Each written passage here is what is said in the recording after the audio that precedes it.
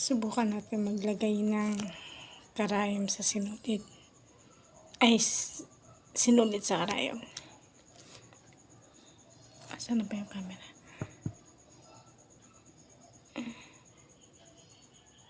Ito ba? Yan.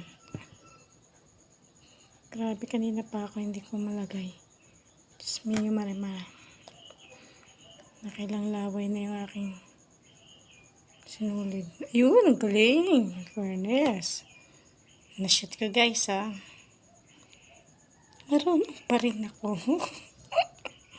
Kailangan nating repairin yung shirt ng Junakis ko.